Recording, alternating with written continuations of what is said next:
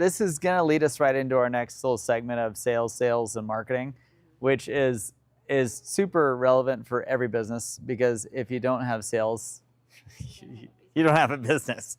And so I want to talk a bit about sales processes and sales cycles and sales mapping.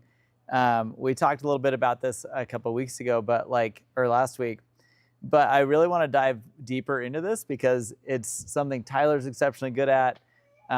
You get really natural at selling your thing when you have a way of thinking about the business in your head that solves a problem. And if your business isn't solving a problem that's obvious, you have a really hard time selling it. And people have a hard time, for example, the snow plow business that he was just talking about. The only reason that he could invest $1.5 million and sell it for 10 2 years later, he understood the problem better. He knew how to talk about the problem easier and better than the previous owner could. The reason you're able to quadruple sales in your hotel is that you knew how to make it easier to solve that problem for someone to get those specific room types. And the easier the process is of acquiring whatever good or service that you have to offer, the more sales you make. That's just how it works. It has less to do with marketing and more to do with problem solving. Wouldn't you agree? Yeah. A good salesperson is a problem solver. Yes. And a lot of people think they're salespeople and all they are is order takers. And, someone who just goes, "What would you like?" Okay, 2 number 1s and a number 3 extra large. Right. Like, that's just an order taker. Right. And I don't like order taking. I like solving problems. And solving problems makes it really easy to sell anything. And so when you talk about and you think about your business and what it's going to take to grow your business, it almost always comes down to this problem, that you don't know your problem well enough to sell it. And honestly, I've been running into this problem significant amount of times lately in trying to listen to pitches. Some of you were here a little bit earlier today. We had 5 pitches this morning. And the pitches this morning they were actually pretty decent today, much better than normal. And I think that's because 2 of them were return pitches and they kind of knew what feedback they were going to get to start with. But also, they were all very clear on what problem they were trying to solve. So I'm unfamiliar with your business back there. Remind me your name. I'm new. You're new. Hey, new. How are you? My name is Sarah. Sarah, okay. I started a native plant nursery. A native plant nursery. Oh my goodness, do you know Mike? Are you Mike? No, Mike No. Elder. No, I'm looking forward to meeting Mike. Oh yeah, Mike. You'll meet him next week. Mike's your guy. Yeah. Yeah. Okay. I've heard of you. So what problem are you solving with your business? People being able to put plants in their yard that actually won't either. They use less water, less resources, less chemicals. They're better for the pollinators. You create a habitat and an environment that's more balanced. Okay. Support the ecosystem. You're selling plants that want to be where they're being planted. Correct. You can go and talk to my neighbor. He's just finished his landscaping. He built a house a year ago. This is kind of a good example of like knowing your problem, because Yeah. there's also like you can say, well, I want to sell this to people with their homes who want these more native plants that are easier to be in their yards. But there's all your oil and gas people. They disrupt nature, and then they have these mandates from the government to replace and put it back the way it was, and they need these kinds of plants. And maybe you already knew that. Yes, Right. I am very aware of that. My specific problem I'm trying to solve is making native plants easier for homeowners and the retail audience. Okay. Because oil and gas companies and large commercial enterprises can find native plants because they have large budgets. They can go figure out and solve that problem. Right. A regular homeowner doesn't have time to get a master's degree in native plant horticulture and go to 15 different nurseries to find their native plants. Right. How it is right now. So I make it way easier by bringing a bunch of different native plants into one space, searchable on a website, inventory that's live, all those sorts of things. Smart. So my main angle is with homeowners, but it does extend into like homeowners doing large landscaping projects. Uh-huh. And experimenting with more commercial, but I'm in my backyard right now, so I don't have a lot of room to do big stuff like that for an oil and gas company, for example. I've got 2 acres up in Heber if you need some extra space. You know, Love to sell it to you. we'll talk later. Yeah. I heard her problem. I offered a solution. I mean, literally, you guys, this is sales 101. I hear a problem. I have a solution. I offer it. It's only $795 right now if you're interested. It's beautiful, 2 acres. Oh, who doesn't want to be up in lovely Seller Heber? financing? No seller financing. Nope. 100% down? I'll seller finance it for 30 years. Yeah, no. I think that is a great example though of knowing the problem you're trying to solve. But if you're really trying to sell there, right? Yeah. Then you would have gone and tried to solve that next problem. She would have said seller financing. Right. And you'd go, well, maybe I don't have seller financing, but we could probably find somebody who'd be willing. You to, literally can't. That's how every rebuttal works, right? Yeah, it's just like you just keep going and keep going.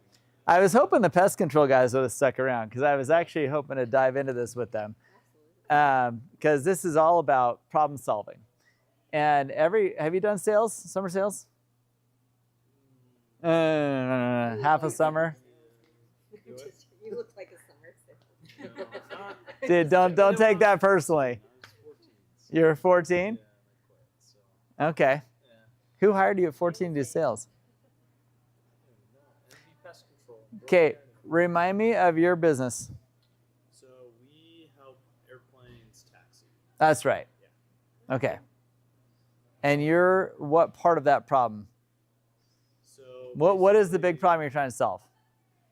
So task saturation and confusion when you land. As soon as you land, like the air traffic controller is giving you a bunch of letters to follow. So right now people have a map that they have to write down the route and then repeat it back and then draw it out and just kind of taxi that way. This would automatically transcribe the controller route so that you can read it back easy, and then it would automatically put that into a GPS and you just follow it like you would in your car. Interesting. I have a question. Yeah.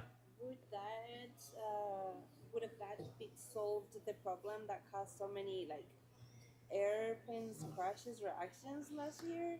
Because we were hearing about one after another because they were saying that there were not enough like control people. A little bit. Those are different problems, but that is a problem that addresses the same. Air traffic controllers are confusing. You can actually go and listen to them online. Like that was a very early app because I did my pilot training in 2006-ish, and I was a very early adopter of technological phones, and you could download an app that you could just listen to different air traffic control centers live. And I remember I used to practice listening because they speak a different language. And every air traffic controller speaks kind of their own accent to that language. And so it's very confusing. And especially on the ground, if you screw up on the ground, you get fees, and then you get your license taken away for not listening to instructions right. And so it's a very confusing thing, and having to repeat back to air traffic controllers is a big problem. So your problem you're solving is, what's at the root of your problem you're solving? I guess learning that language and navigating airports that you don't know. Learning that language and navigating airports you don't know. Okay? For who? Is this a problem you're solving for the pilot or for the air traffic controllers? So the solution is targeted towards pilots, but a byproduct of pilots going where they're supposed to go when they're supposed to go will be less work for the air traffic controller. Okay. But mainly pilots. So who's having a significant problem right now being funded by the government? I'm just giving him the Instagram of someone that I met, and he's a student pilot. Cool. So it could be beneficial for him. He always responds to my students. So who's the better client here? Is the better client the one who is the air traffic controller or the pilot? Air traffic controller. Who's got a bigger budget? Air traffic controllers. Interesting. Yeah. So this is something I love to think about with everybody. Who is the problem really solving for? because that's going to change the whole output of your sales cycle.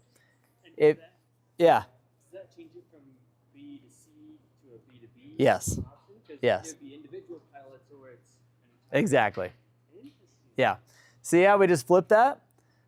It's solving the same problem, but who are you solving it for is a huge differentiator. Yeah. Because if you're solving it for someone with an endless budget, like air traffic controllers, they are funded by the federal government and they are having a huge problem right now.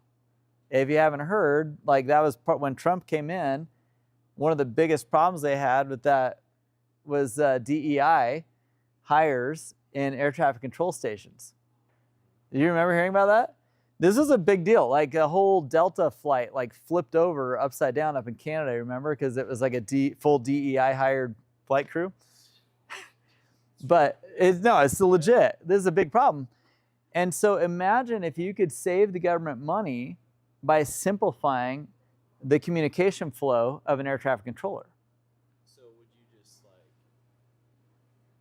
like mandate that pilots use it, or how like?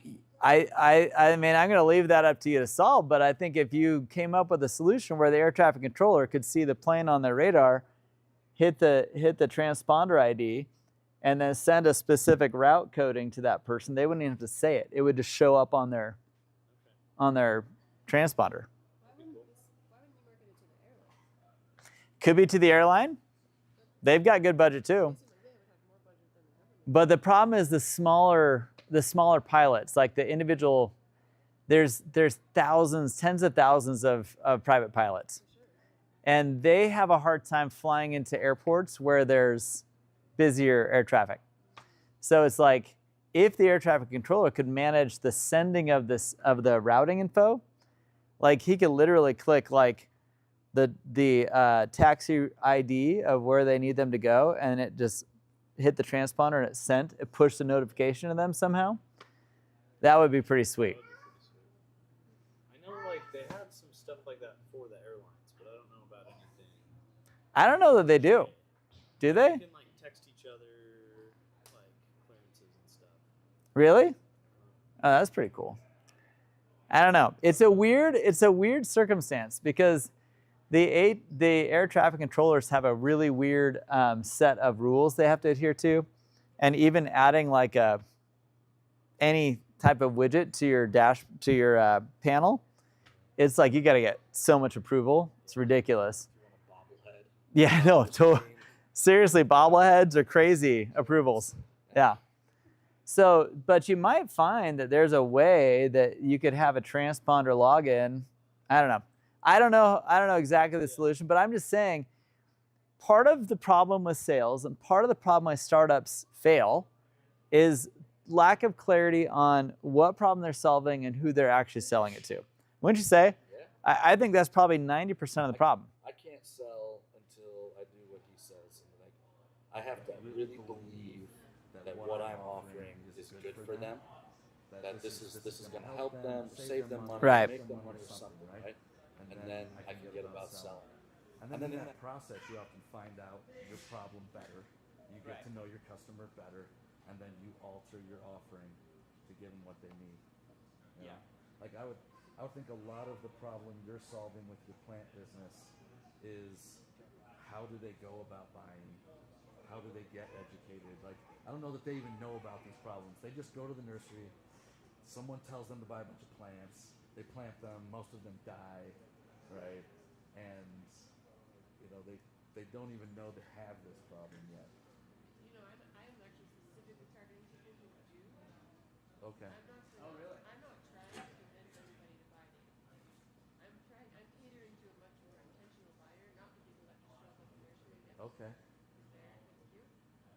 That's actually part of the problem. We want to buy plants that look cute in pots, but not great on the ground. Like Yeah. native plants don't look great in pots, but these are great once they're on the ground. Yeah. So that's why the website first approach is what I started with. Is so Okay. that you can see a picture of the fully grown plant, and then when you pick up a stick and put it in the ground, you have some hope for it. Interesting. So yeah, I'm not trying to convince anybody at this point. I mean, maybe someday, but I Gotcha. have already enough business to be busy. Well, that's very cool. These are people who already know. They've already, and so you're just making it easier for them to get the plants that they. Because the leaf is not complicated. Once you think about it for a few minutes, it's like, oh, I could use less water. I could support a healthy ecosystem, save trees, Yeah, not use any fertilizers or chemicals in my yard. yeah, Why would I not use native plants? yeah. It's not hard. Like, Yeah, I mean, you're talking to a guy with a yard of nothing but native plants. Like, I don't have grass. sold. I don't have to mow. It's great. You're that guy. Yeah, I'm a believer. Okay. All right. So let's jump into someone else's problem. Like, Lace, have you figured out your ideal client persona yet? We talked last week Okay. about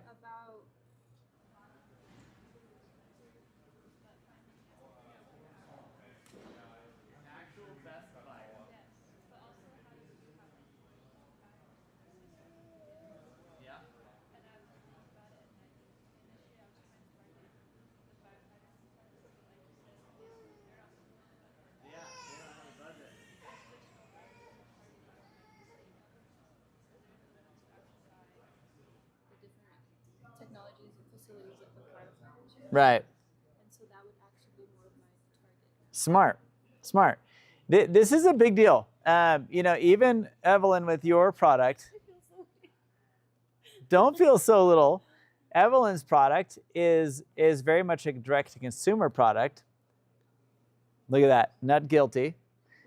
She's got a fun brand. It's very organic. It's very tasty. It's very fun. It's a direct-to-consumer. That's a hard thing to do, but not if you're targeting different store types. So now, if you change your persona of who you're actually selling your nut butter to, you can start identifying who is the better client, direct-to-consumer or stores that carry organic products and things like that.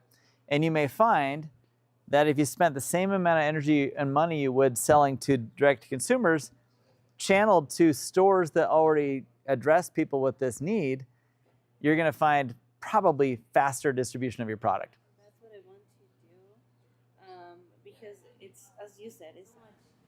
You get bothered when you do details. Right. Oh, that Right. was my Yeah, brain. you get volume, which is what we all want. Now, so given these 4 different problems, and I always forget your name, dude.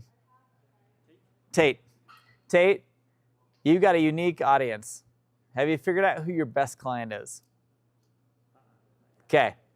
So, how do you figure out who your best client is? Have you talked to pilots about your product?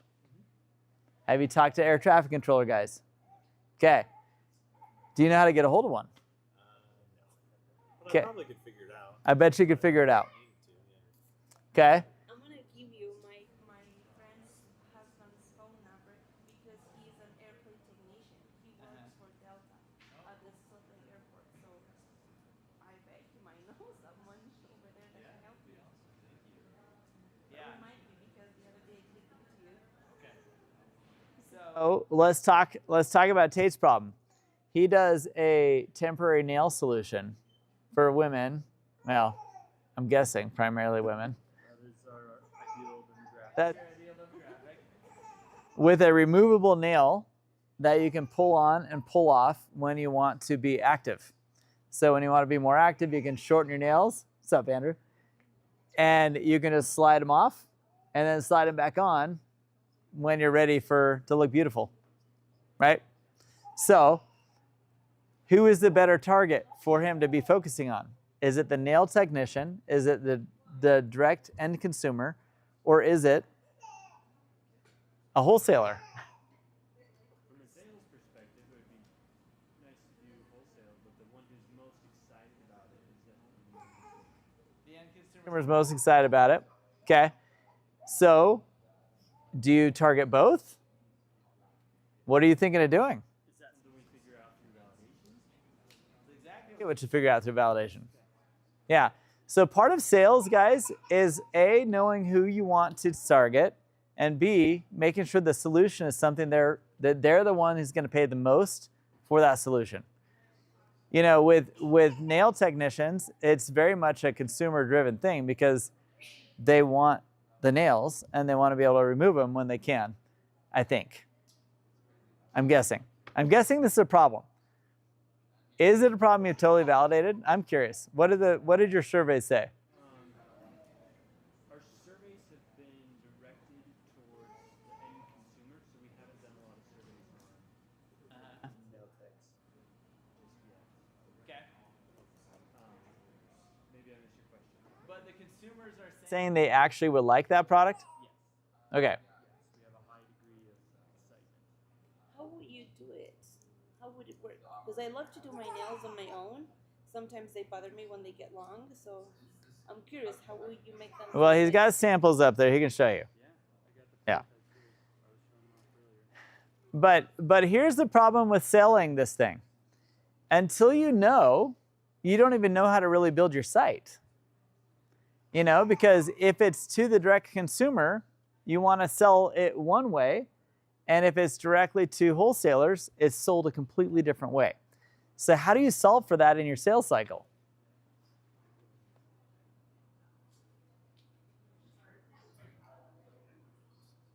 You got the whole crew here? No, I was just seeing if they were lost. Oh, thank you. Thoughts on that, guys? You can't sell to everybody. Yeah, Andrew, what do you got? This is a fashion product. In fashion, you're pulling a lot more on emotion. Okay, fashion sells more on emotion. Totally agree. And so, when I have a background in supply chain degree, so when we did a supply chain on fashion, you are marketing it before you've got your pipeline full up. So like you're marketing a product, and as soon as people order, then you rush to get out. So you're building response to and it's really tough because you have to really fast turnaround. But the principle was you're selling it before the website and everything else is built. Okay. And so How are you doing that? typically with market research, and especially in like TikTok, Instagram, that kind of stuff, I'm gonna compare it to like say Zara fast fashion. You're just seeing lots of ads, lots of people like, oh look what I just got it, like my shopping haul or whatever. And then they're like, I went to Zara, I went to this. So you got brand ambassadors. Right. I don't know. Yeah. No, I mean that's totally relevant.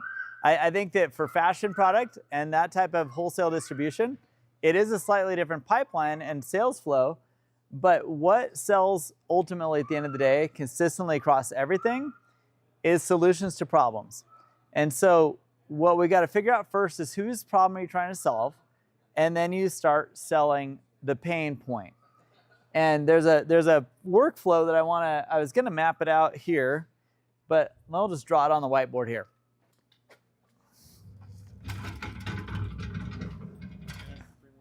Yeah. If you're thinking nails techs are the people you're selling to, nails techs, you're replacing them kind of. So I don't think they're the customer. Well, they still need to paint them. But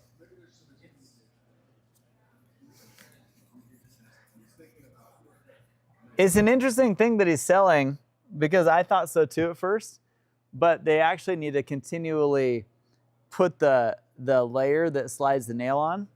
And as the nail grows, it's going to grow off. And so they constantly need to be replacing it up to the front of the nail cuticle. So they actually have the same sales cycle for the nail tech because they'll still need to move the base.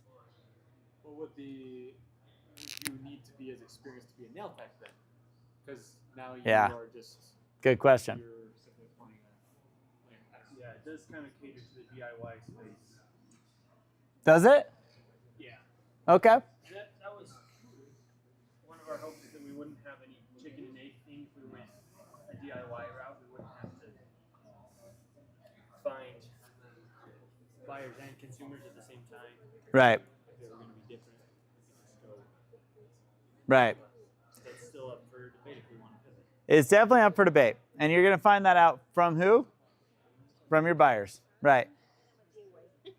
So I want to introduce a 7-step process that I think is going to help everyone think through their sales and through your marketing.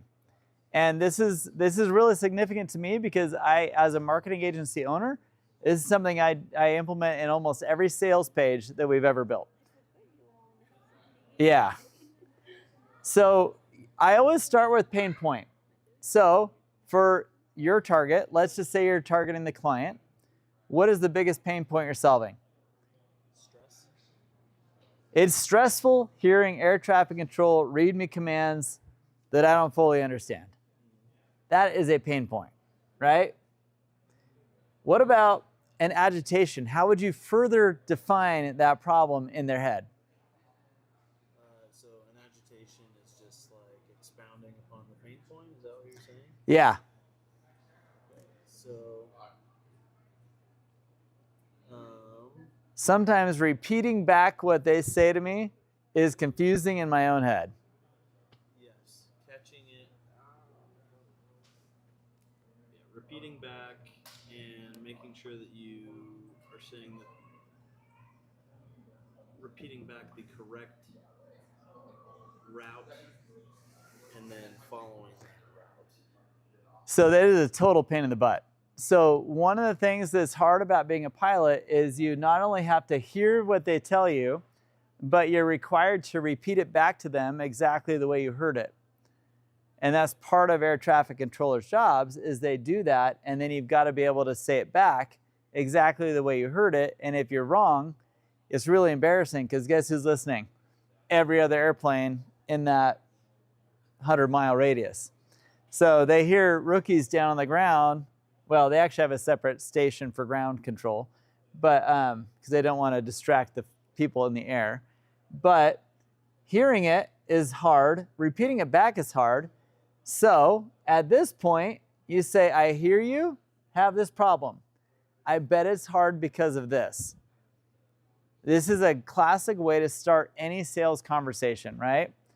And so when you do this, you now set yourself up for what we call a message of hope. So how do you call these? The 7 steps for sales? This is a variation of what's called the storyline process. Story brand, I mean.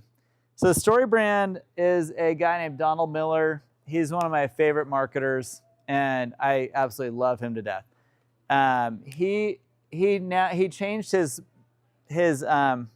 company from being called Story Brand to Business Made Simple. It's just a simplified way of thinking and feeling about your customer journeys. So, but first is pain point. Second is agitation. Third is a message of hope. What could you tell that pilot that your solution is going to do for them? So we're going to transcribe it for you so you don't need to just remember it off the cuff. You have it written down. How about just saying, imagine if you could see the commands rather than listen. Something to that effect. Yeah. Imagine if you could see it rather than have to hear it. Oh, that's awesome. Okay, what's next? Then you let them know it's a simple process. And usually, I like to include a 3-step process. 3 steps is always the key. 2's too little, 4's too much. If you've got a 3-step process, it's believable that you can solve my problem, right? So what kind of 3-step process would he have for pilots? 1, receive your route. Well, first you gotta install my unit. Oh, that's what. Okay. Right? So install my thing. And then second, see the commands show up. See the instructions. 3, navigate the ground safely, stress-free. Navigate stress-free.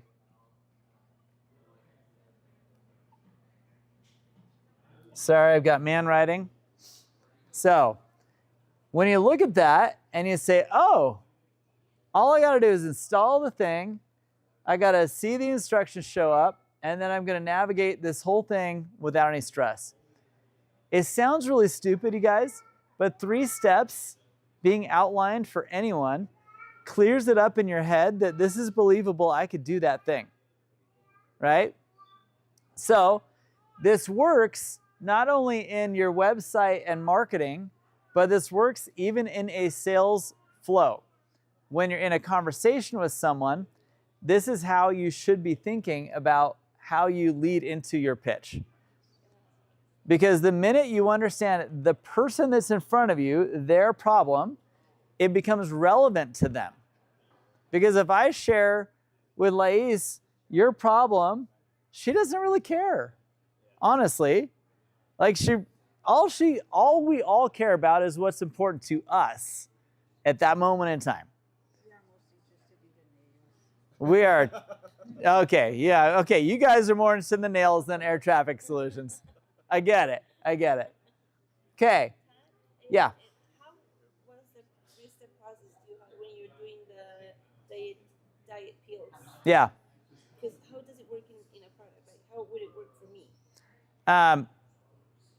With the diet pills, it was super easy.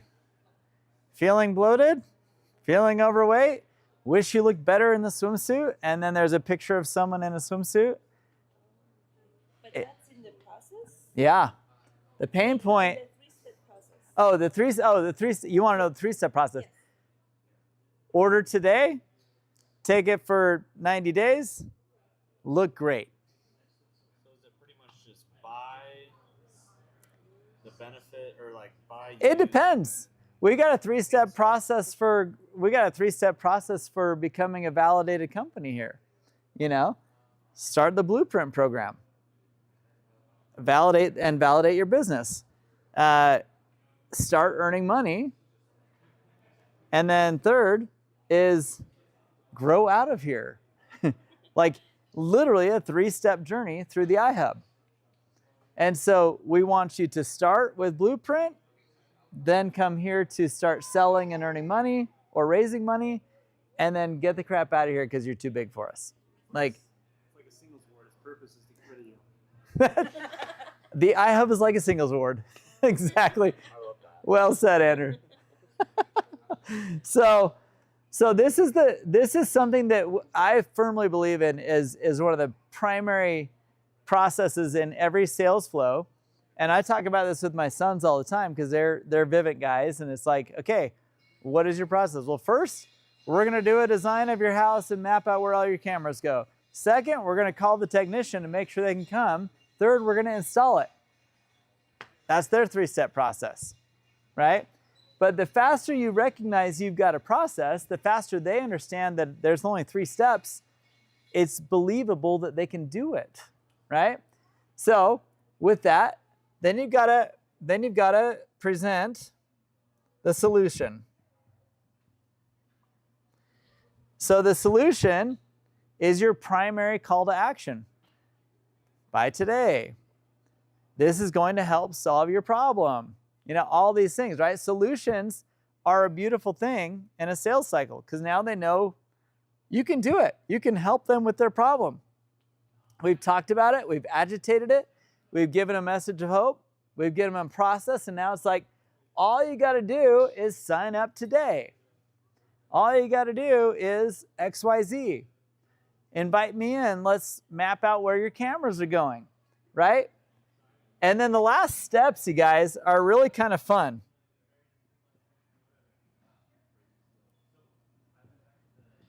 If you do, if you don't.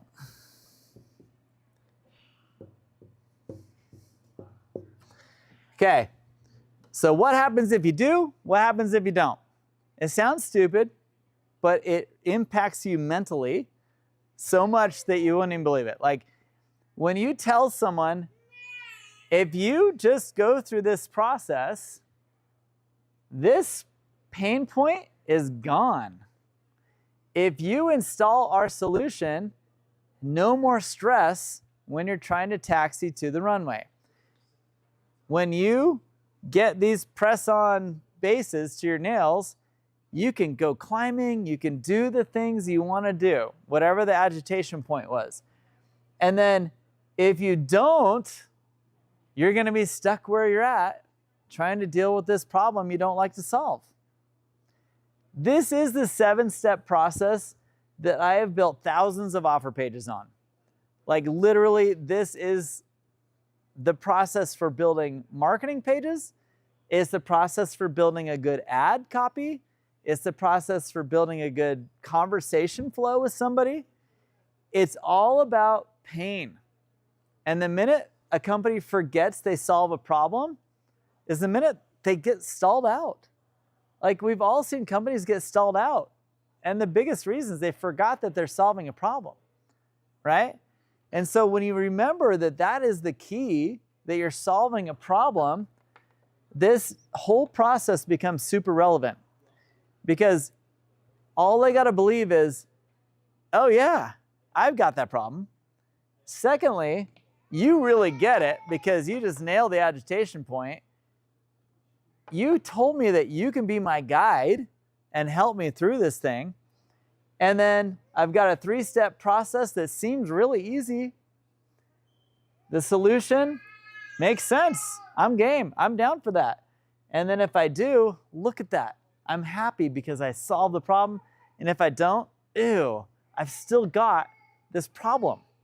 And it's reminding them of the big pain point that they had to start with, right? And so it becomes overwhelmingly important that you understand the ICP, which is your ideal client persona. Which person are you solving this for? Because the conversation completely flips and the pain point generally is going to flip.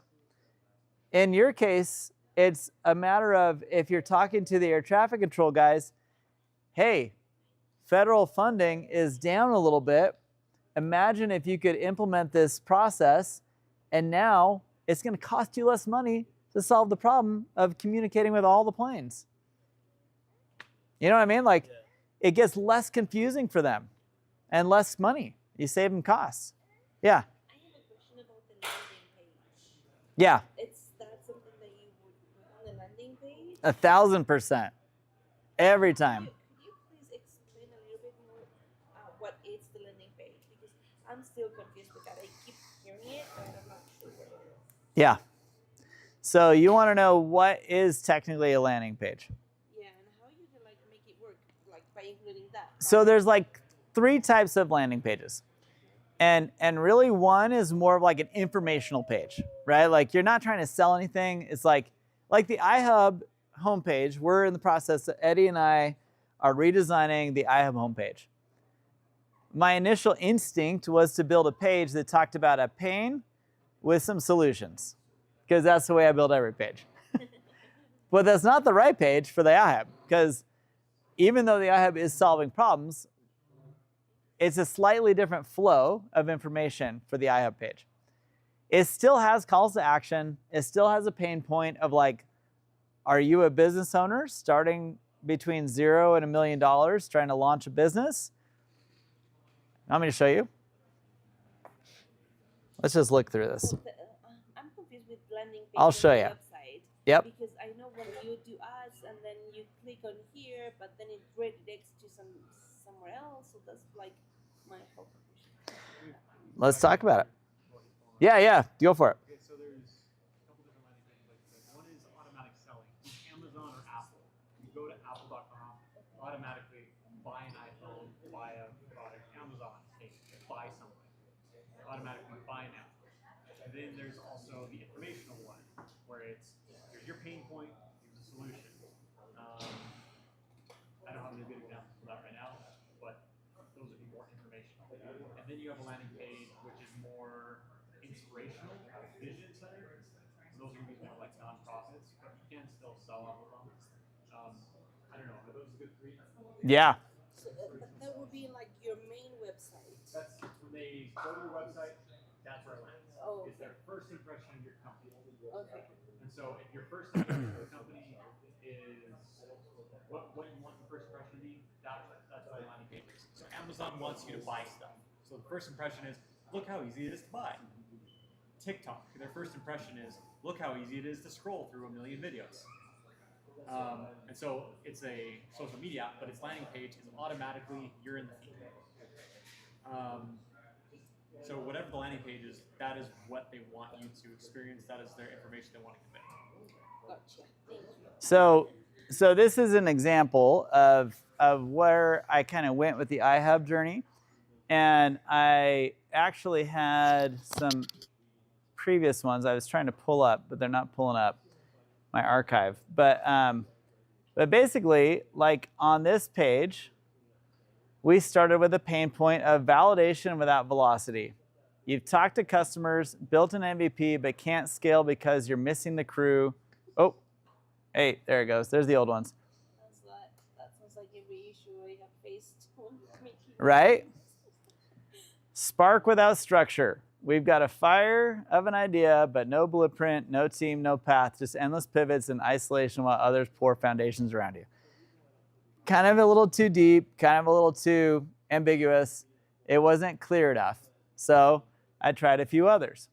Solo grind, burnout. Working alone in a dorm or a garage, chasing validation, traction, revenue, but without foremen, systems, or capital, the dream turns into dust. These are all problems and agitation points. What we ended up wanting to do though, and then it scrolled down into, a message of hope of like, this is where innovation meets construction, where young builders from Utah County and beyond walk in with a spark and walk out with a skyline. And then our 3-step process, blueprint, foundation, elevation, and then a description of the delivery of what we're giving them. And then what happens if you do? Your idea becomes a skyline icon. Ride the grind, $1 million potential realized. The site didn't just host you, it built you. And then if you didn't, stay outside the forge, keep grinding solo, chasing ghosts, burning cash and on dead-end pivots. No foreman fire means blind spots that bankrupt you. No crane means starving for capital. It's a little abrupt, right? So we softened it significantly, and we focused on, for this particular type of page, a very different concept that Eddie came up with that was very soft and relative to what you see and feel at the iHub. And so we wanted people to feel comfortable with the iHub, not feel like they're losers for not dealing with their business the right way. And so the best place to build your startup from 0 to $1 million and beyond. This is kind of the messaging we want is, oh, I can get help here, right? Like I'm that guy, I'm that person that's under $1 million and I want to grow my business. We have a video, yeah, or 0. And then we have stats. And then we have, pain points. We have 4 pain points, similar to what we had before, but just messaged a softer way, right? We're a nonprofit. We're not a heavy sales engine here. So we softened it, and I think Eddie did a fantastic job of softening my language down to being a little bit more loving and caring and nurturing, that we're gonna help you. We have these types of people here to help. We've got our 3-step process, blueprint, foundation, elevation. We've got our resources here that are here to help you. We've got companies that have achieved massive success that are graduating from here. We've got an easy way to sign up and some FAQs, right? Now that's for that. I've shown you some of the other offer pages. This is a more traditional style of offer page, for me anyway, of like, What do you use to build your websites? well, this is all Figma, And Figma is a design tool that is easy to design in, and then your developers can build the page from the design. So it's like a practice area. Yeah. Anyway, we've even changed some of this on the live site, but pain point, agitation, 3-step process, a little bit about the deliverable, how it's going to look for you, and then in this case, I added I have a whole, I mean, if I show you the actual page of this, it goes into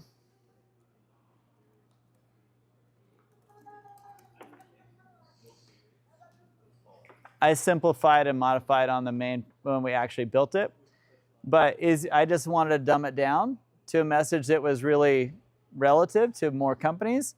Is your company growth ready? Sometimes you get in your own head trying to come up with your own copy, but all I really wanted to know was, are you growth ready? And most companies aren't. And so I try to draw this analogy in my site about, your company is a spacecraft led by your captain's council, navigating vast orbit of business. And I have this whole little rocket theme of taking you through this 3-step journey to your goal. And it talks about each of the 3 steps. It has a framework of how we're going to do that. You can click on each stage and see what happens in each stage of the rocket. And I maybe took it a little too far, but it's okay. And why this works, and our core values. So anyway, it's a general theme that works, and it kind of, like I said, every stage of our process, we talk about what they're going to get, the pain, the solution, who it's for, what to do next, right? So it's a theme that carries in most every business I've ever worked with, and it's kind of fun.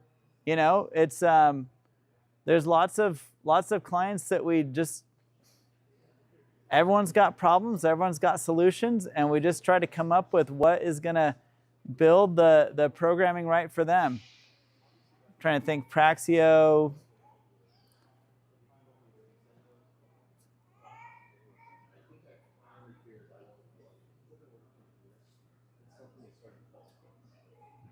We built 3 different pain points for 3 different page types to, one of the things that I like to do when I design pages is to A/B test. And so, meaning I change the hero section at the top. I like to come up with 2 or 3 different messages and see which one resonates better. And you can measure that in most website builders. And so I like to build a separate hero section, 3 of them, and then everything down below it is the same. Because the solution doesn't change, my 3-step process doesn't change, all of these parts stay the same, but only the hero, the capture, the catch, whatever the hook is to try and get someone into your thing.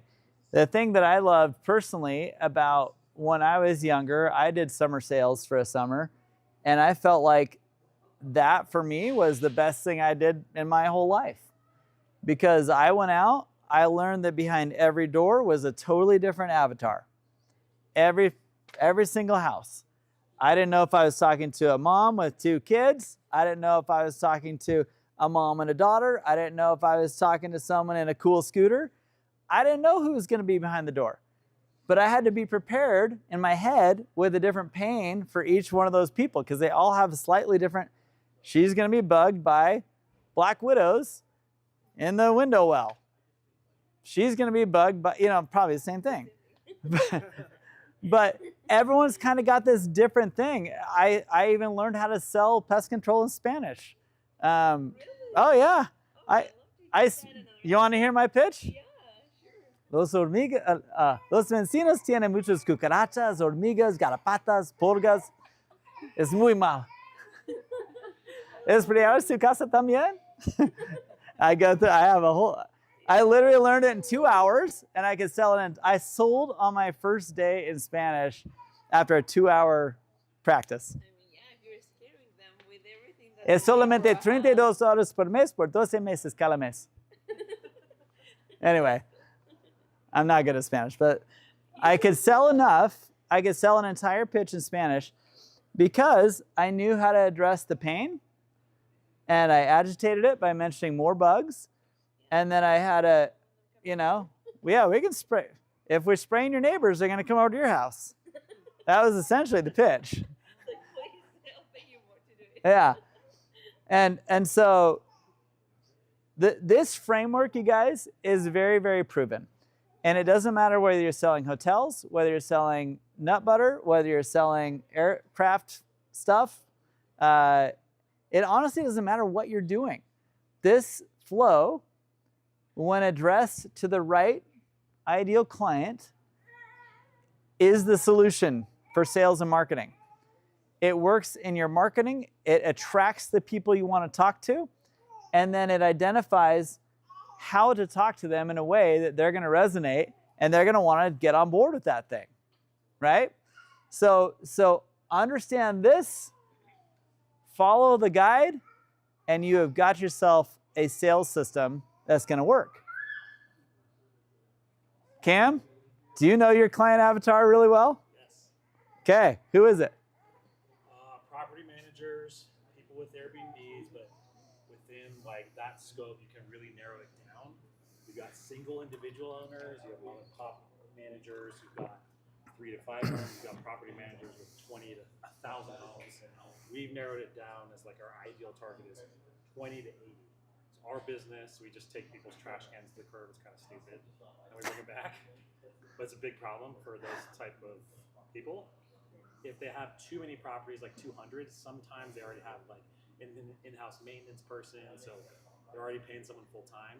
So like right when they approach like 80 or 90 is like where they're making that decision to go full time or with us. So that's what we've narrowed it down to. So he knows exactly who he's talking to, and then he knows exactly what their pain point is, why they need the solution. He presents himself as the guide to help them with this message of hope of like, guess what? I get it. I can do this thing for you. And then my guess is you have a very simple 3-step process. Do you have a 3-step process? Yeah, probably a lot longer than that. Oh, come on. Cam, get it down to 3 steps. You're going to increase your sales by 15%. 3-step process of like how we sell. For your customer, how do they get you to get their garbage to the curb and back? Like how do we close them? How do you first engage to getting them to be your client? So a lot of cold outreach, email outreach, inbound Facebook calls. But all of them lead to what? A sign-up page? Sign-up page and credit card. Sign-up page, credit card. So they sign up, and then what? How do they get on your schedule? Get assigned to... Property information, get when the trash schedule is, credit card, and then they're in. Okay. So every company needs to be thinking of their 3-step process. The easier it is for his client to understand what they need to do to become his client, they're going to do it faster and easier. Easier for you to talk about, easier for you to get them. Like, honestly, Evelyn, it's like for you, it's like either send them to your website or send them to the store that you know you're in, right? You don't want to send them to Harmon's if you're not in that store. I was thinking like you subscribe, you get the delivery every month or every 2 months to your home and enjoy. I don't know if that would be like a last because I can't think of any other step besides like. Just describe it and talk to somebody about it. Explain it to somebody. The minute you say it out loud, the minute you realize it sounds incomplete. Yeah. And then just keep thinking about it. Yeah. My dog doesn't speak, like everybody does. But if I see on TV say, "Oh, your dog loves this," I will buy. And then I think it's not B2C in his case. Yeah. If he goes to Target and say, "Hey, we have a research here. Everybody likes this product," Right. then he's gonna get Target to buy.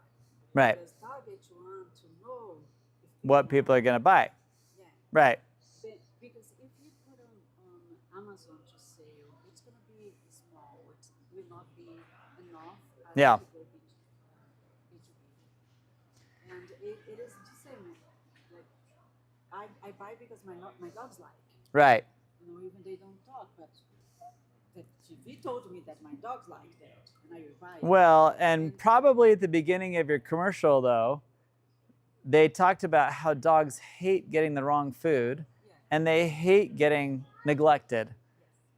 They pain pointed it, they agitated it, they showed a picture of the dog so sad, and then they said, imagine if they could run and jump and play and chase after you down the street. That's what they showed you. And then all you got to do is buy their thing, and they're going to be so happy. And if you don't, they're still sad, right? I think we should use the same strategy for B2B. It's the same. It's the same for B2B as it is for B2C. It doesn't matter. People buy off of pain. It has to be a logical solution, but it also has to solve a problem. And the more you understand, as you watch commercials, as you look at ads that pop up on your phone, you will always see the key ones that you actually click on are likely because it spoke to your pain. Right? You got a comment? It's a question. Yeah. So what is your opinion on like addressing competitors and like differentiating Yeah. between them in the website? Do you do that, or do you just focus on your stuff? I focus on my stuff, but I do like to look and see what other people are solving for. Any good agency is going to know that pain is the driver. And so I love looking at competitor sites because sometimes people don't know this and they've just come up with their own website based off how cool they are. But like, oh, X product has this feature, but X product doesn't have this feature that we do. Like, Yeah. Would you include that in Almost never, because features don't sell. It's, can you solve my problem? And if there's a feature that's unique to you, then talk about that problem that you solve that they don't. Okay. And that's again where I like to have multiple landing pages. Like I for most of my businesses, I will always, and my clients, I'll give them 2 pages, and it will automatically like send traffic depending on where I want it to go to. And honestly, I do the same thing for my ads. As soon as I have like a separate ad that I want to try, I'll create a new hero section with a new message at the top. And then I'll do whatever the company is.com/that problem as my page. And then I'll send the ad to match that exact problem I want to hit. So it's so easy if you think about it. Like all you do is change the hero section, just the main pain point, and have it match the ad and just send all that ad traffic to that one page. They'll never see the page again unless they clicked on the ad again. You know what I mean? So it's a totally different way of thinking about marketing. And you guys, this is all based off of the mindset of a marketer. Sales guys, if you had the pest control guys still here, they would have probably said this in a different way. But the reality is that every sales trainer trains off of pain. It's emotional triggers. We're trying to trigger an emotional response to a problem. And the minute you can do that effectively, they buy. Oh, I've never thought about buying based off of what locally grows here in Heber Valley. That makes so much sense. I think I want to plant those instead of those other things that they were selling at Home Depot. Like, it really is one of those things where it's like, if you just say it the right way, people understand it. And as soon as they understand it, buying is so much simpler. And you want to simplify the buying process. You want to simplify what's going on in their brains. And that's all that marketers think about. Is how do I make this so easy to understand that I'm solving your problem and that I have a solution for you? That's it. And that's how you drive traffic. You get traffic because you're solving that problem better than someone else. What is the name of the sales guy that you like? Donald Miller.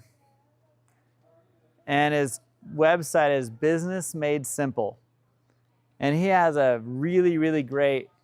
I think I've heard about him. He's one of my favorite people. Story brand is his primary, like that's how he became famous. He's actually a creative playwright, and he's a playwright turned marketer, because if you think about this whole process here, the way he describes it is that you have to position yourself as a guide instead of someone amazing. And when you position yourself as the guide, you're bringing that message of hope. And as the guide, think about Star Wars, right? The problem was you've got this poor kid growing up on a dry planet and they're trying to grow moisture, right? It's a weird problem. But the real problem, he didn't know who his mom was. He doesn't know who his dad is. He's being raised by his aunt and uncle. And it just was horrible that he had to work on this moisture farm. And then who comes along? Obi-Wan Kenobi. He's like, hey, your aunt and uncle were just killed. How do we solve that problem? How do we get back? Well, he's all ready to go try and kill him. And Obi-Wan says, let me guide you and I'll help you tap into this way to defeat Darth Vader, who killed your parents, right? And then he goes down and he guides him, he trains him, he goes through this whole process of helping him. And then he bought in, went on the ship with him and Han Solo. Anyway, the whole journey of the client, if you go look at his story brand framework, it's fascinating how story always sells better than features.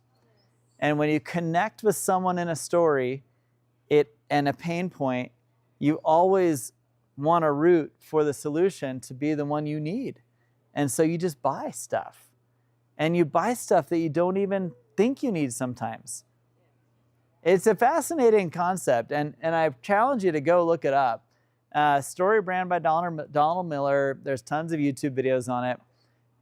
But if you were to subscribe to any, like, in my opinion, if you were to pay anyone, like I pay $250 a year to be part of his little community thing, I love it. I don't even think I've looked at it in the last year, but I still am happy to pay it every year because he's provided me so much help in building out my framework that I sell from. And so it's a fascinating guidebook of how to learn the client journey and the lead journey, and it'll improve your sales cycle so much. So anyway, we're about to wrap up, but anything you guys got going on? Anything else we can answer? If you were to get a sales training by someone different tomorrow, it's going to be completely different than mine. But this is how I look at sales, and this is how I feel conversion process works. It's always pain. You provide a solution. You're not the hero of the story. The hero is the client, right? He calls it the hero's journey, but they're all good. Yeah, honestly, if you go to his website, you can see both, and he has videos on both the 2.0 and the marketing. It's the same journey. Just think of it as a story. Every sales journey is a story. Got it? How is the client the hero? The client, see, a hero never starts off as a hero. I mean, Luke Skywalker was a loser of a kid who didn't know how to shoot a blaster and had no lightsaber. But with a guide, he became a Jedi Master. And so it's with the help of the guide that he was able to solve his problem. So Obi-Wan was the guide. Yoda was another guide. But they weren't the heroes, were they? It was all Luke. So most heroes start off with a problem.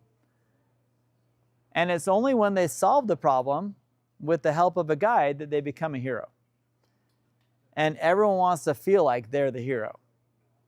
And so when a company comes across as being the hero, I never buy from them. I'm like, well, what are you doing to help me? I don't care that you won these awards. I don't care that you're this cool. How are you helping me become a better pilot, to become a better renter, for a vacation provider for my family, right? Like, I want to give my kids the best experience. I want to plant the best plants in my yard. I want to do all these things, right? I want to fight fires better than anyone else because it's their journey you're trying to help. People will pay you to help them with their journey, not, I don't care about your journey. I don't want to make you the most successful hotelier. I want you to make me the best dad at bringing my kids on vacation. My friend who's really good, MLM Yeah. person, Yeah. is really good at stroking egos. Oh, yeah. I know. You make them be the person that wants to win, not you be the winner that they want to follow. Right? The minute your arrogance gets in the way, everyone gets turned off. Most people, anyway. Right? How do you do that on a pitch? That you engage the person that is listening to wanting to become the hero, that the one that is pitching? Well, I think that Martin did a great job pitching today because he put me in the role of, yeah, I don't want to have employees that are not productive. I don't want to have a team that's feeling like they're worn out halfway through the day. And so that's a pain point that as an employer, I totally resonated with, you know? And so part of it is knowing your audience, right? It's actually all about knowing your audience. How do you talk to the person you're talking with that moment? And so in marketing, you're constantly trying to test what message is going to work with these audiences. But it's also knowing which audience is going to pay you the most money for that solution. And so if you're targeting, you know, I know I've told the story once before, but it's the clearest differentiator I've ever had with someone. This woman said she was a resiliency coach. And she said, well, I help women with bounce back from hard things in their life. I'm like, okay, what women? All women. Okay. So like a housewife? Yeah. A CEO? Yeah. An executive who maybe just lost a promotion? Yeah. An athlete? Yeah. Okay. Of those 5 avatars, which one is going to pay you the most money to be resilient, to solve their bounce back problem? Not the housewife. Only a few. The CEO or executive or the professional athlete. So she starts thinking, oh my gosh, yeah, you're right. And I'm like, okay, so you might charge X to a housewife, you might charge Y to an executive. How do you want to fill your time? Like, do you want to be coaching executives or do you want to be coaching your friends who might pay you, they might not? And so it became a very easy solution. And she not only gave up on being a women-only coach, but she went on to, she had this aha moment right then where she was like, actually, you know what? My husband actually is a minor league scout for professional baseball teams. And he goes and works with minor league baseball players and recruits them back to the majors. And I'm like, oh, so you're telling me that maybe the guy that got bounced into the minors might need some resiliency coaching to get his game back going on to become a professional again? She's like, yeah. And so she turned her model around. She started charging like $10,000 a session, and she completely changed her life. Like, absolutely changed it because she found out who was going to pay her more for the exact same solution set. Right? Like, it's a totally different game once you know who you're talking to. Like, my marketing right now and all of my social media is not going after startups, because startups don't pay me what I need to get paid to do what I want to do with the rest of my life. So I only work with minimum $10 million in revenue. You got to be 10 to 50 million in revenue to become one of my growth readiness clients. I don't work with startups. I've done a lot of work with startups, but no one in this room is my avatar. So I don't try and sell anybody here. It's great. But I know your problems because I'm also a startup. I'm a startup founder, just like all of you in this room. I'm constantly trying to think through refining my ICP. I'm constantly trying to think of these things. Am I saying it right? Am I messaging it right? Am I posting the right videos? for me, it's a big deal. Like, I've got a big LinkedIn following. If I don't say the right things on my LinkedIn, they're all going to think I'm an idiot. So I've got to be careful of what I say, how I say it, who I'm saying it to, right? And so it becomes a game where all of your messaging has to be consistent across anywhere you're present. You know, if you're going to target pilots, you got to say it one way. If you're targeting aircraft controllers, it's a totally different thing, right? So, and it's okay to target both, but just have a separate page for both.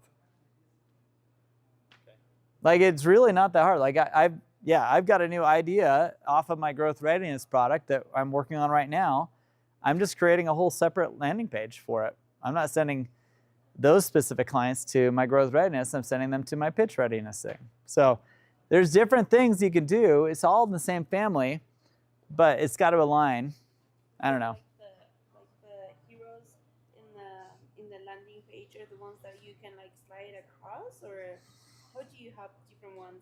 So do you have them at the same time? Or? in my case, in my CRM, I can load up the page. But can you open the actual website? Yeah.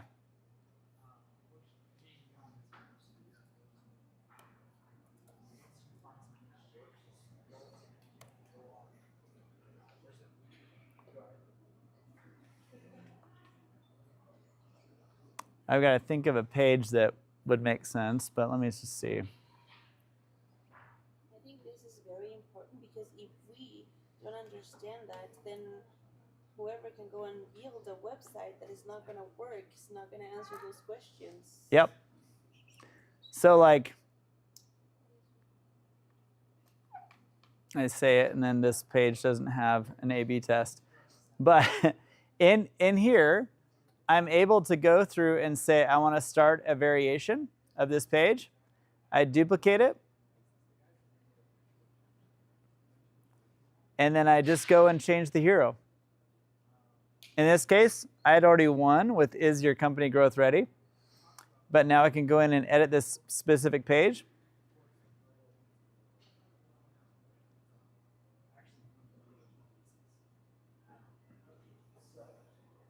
And I can just change one word and change the entire site. But is it still going to be the same like link? Yeah. We're just going to change the slide. Yep. It's the entire link. So watch this. So when I go back, I can say that I want, and I'm going to start it. I can say I want the traffic to go 50-50. I want it to go only 10% of my traffic to go there. I want 80% to go there. And so as the traffic comes to this page, it's going to automatically split it and route it depending on how I want it to route. Or depending on the ad I'm launching, or, and I'm going to cancel this because I don't want to do this, but I can also, and I'm actually going to delete this because I just don't want to, I don't want to screw it up. But I can also implement like the way that you label your suffixes after the backslash.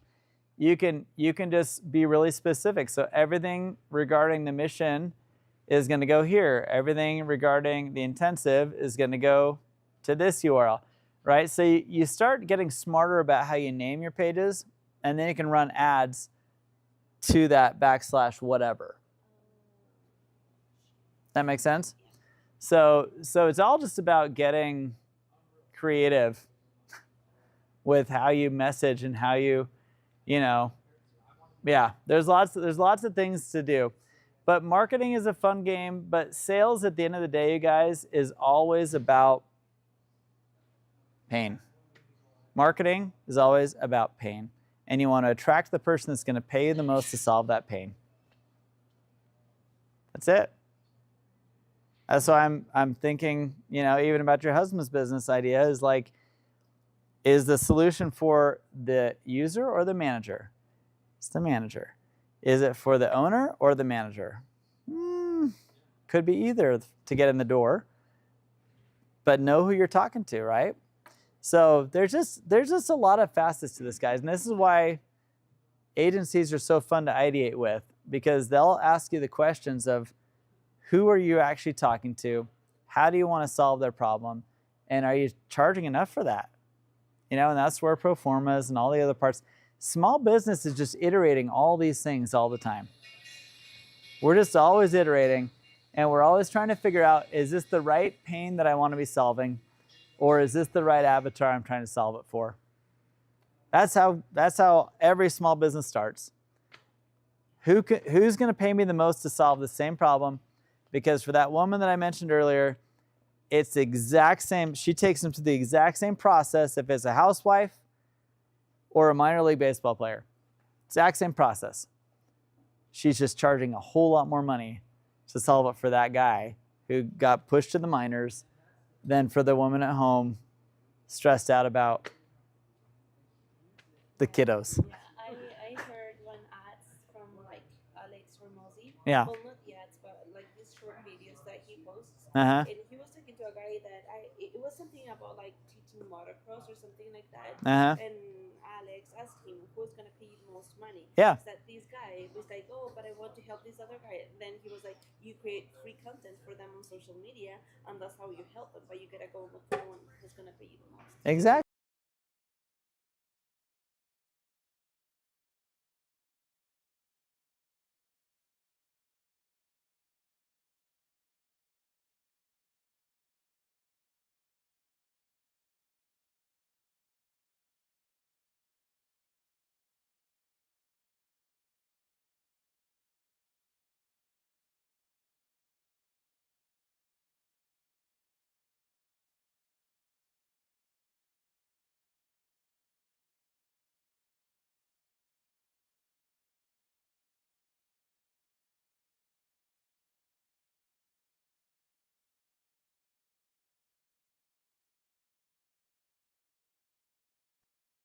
Thank you all. I hope this was helpful. Was it helpful at all? Yeah, that was awesome. Great. Okay. I'm hoping it was. Sometimes I get up here and ramble and I feel like I'm just rambling. So, but sales and marketing work together like this because you're just solving a problem. I have one question for you. What's up, Martine? On the presentation, exactly. According to my research, the pricing is accurate, but in your experience, do you think it's that too high, too low, or it's right in the sweet spot? I mean,